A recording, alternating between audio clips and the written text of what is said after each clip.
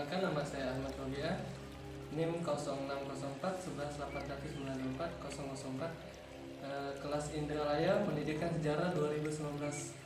Baiklah, di sini saya akan menjelaskan materi tentang teori etologikal, Konrad Lorenz dan Bowlby, dan perannya terhadap perkembangannya.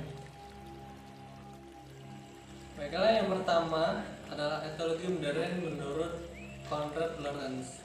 Etologi modern lahir sebagai suatu pandangan penting karena pekerjaan para pakar ilmu hewan Eropa, khususnya Konrad Lorenz. Etologi menekankan bahwa perilaku sangat dipengaruhi oleh biologi terkait dengan evolusi dan ditandai oleh periode penting atau peka.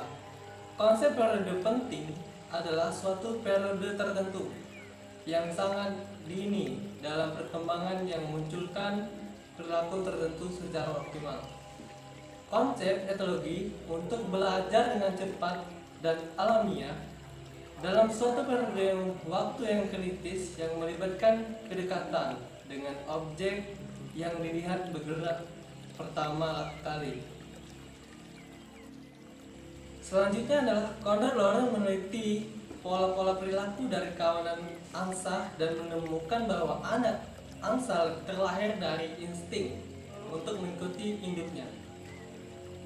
Perilaku ini adalah sejak lahir dan merupakan bagian dari insting mereka untuk bertahan hidup.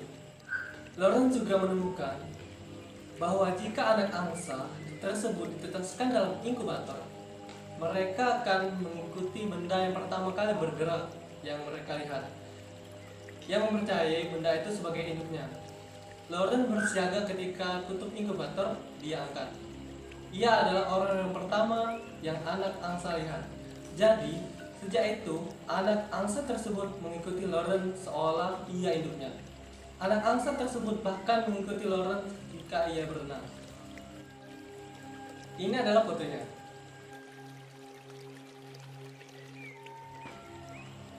Selanjutnya adalah teori Bowlby atau teori kelekatan. Bowlby dipengaruhi oleh teori evolusi dalam observasi pada perilaku hewan. Menurut teori etologi, tingkah laku lekat pada anak manusia diprogram secara evolusioner dan instingtif. Sebetulnya, tingkah laku lekat tidak hanya ditujukan pada anak namun juga pada ibu. Ibu dan anak secara biologis dipersiapkan untuk saling merespon perilaku. Bowlby percaya bahwa perilaku awal sudah diprogram secara biologis. Bowlby menyatakan dalam teori kelekatannya bahwa hubungan kelekatan di awal masa kehidupan anak merupakan prototipe untuk semua hubungan sosial di masa depan anak, sehingga gangguan kelekatan yang terjadi dalam masa itu memiliki konsekuensi yang sangat berat.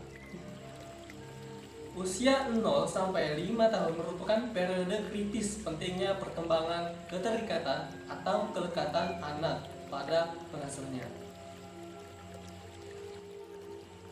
Selanjutnya adalah asumsi dasar teori. Bowlby berkata, jika seseorang anak dibesarkan dengan kepercayaan bahwa pengasuhnya utama, mereka selalu ada. Mereka cenderung tidak akan mengalami ketakutan, dibandingkan mereka yang dibesarkan sebaliknya.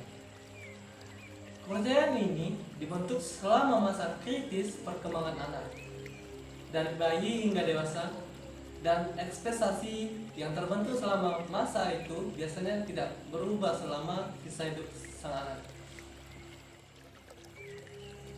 Ekspektasi tersebut terkait dengan pengalaman yang telah dilalui oleh anak. Ekspektasi di sini maksudnya adalah pengasuh akan responnya terhadap kebutuhan karena sebelumnya pun si pengasuh selalu memberikan respon. Penelitian mengenai hubungan antara anak dengan orang tua lebih lanjut mengklasifikasikan 4 pola kelekatan sebagai berikut. Yang pertama adalah kelekatan yang aman. Yang kedua adalah kelekatan yang bersifat menghindar. Yang ketiga adalah kelekatan yang bersifat penolakan. Dan yang keempat adalah kelekatan yang tak beraturan. Selanjutnya adalah fase-fase kelekatan. Yang pertama adalah lahir sampai 3 bulan, respon tak terpilah kepada manusia. Yang kedua adalah 3 sampai 6 bulan, fokus pada orang-orang yang dikenal. Yang ketiga adalah 6 bulan sampai 3 tahun, kemelekatan yang intens dan pencarian kedekatan yang aktif. Yang keempat, 3 tahun sampai akhir masa kanak-kanak, tingkah laku persahabatan. Periode perkembangan sensitif Hind. Etop Robert Hind, dosen psikologi Cambridge University, Inggris, lebih menyukai istilah periode sensitif daripada periode kritis pada masa-masa tertentu, ketika organisme lebih dipengaruhi oleh jenis pengalaman khusus.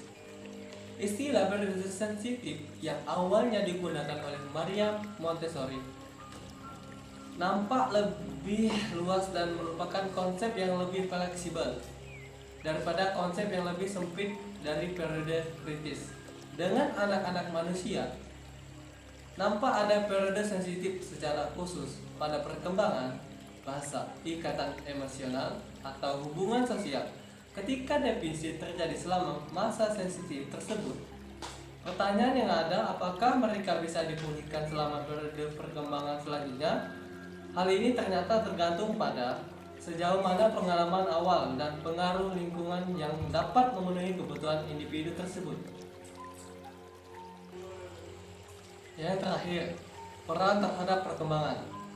Teori ini menekankan bahwa perilaku individu adalah produk dari evolusi dan ditentukan secara biologis. Teori ini juga tetap menghargai adanya peran lingkungan dalam memenuhi berbagai kebutuhan individu, sehingga pengalaman individu pada awal kehidupan dapat memberikan sumbangan yang berarti bagi kehidupan individu tersebut di masa selanjutnya. Peran teori ekologikal. Teori ini memberikan dasar pemahaman periode kritis perkembangan dan perilaku yang melekat pada anak segera setelah dilahirkan. Kepekaan terhadap jenis pengalaman yang berbeda berubah sepanjang siklus kehidupan.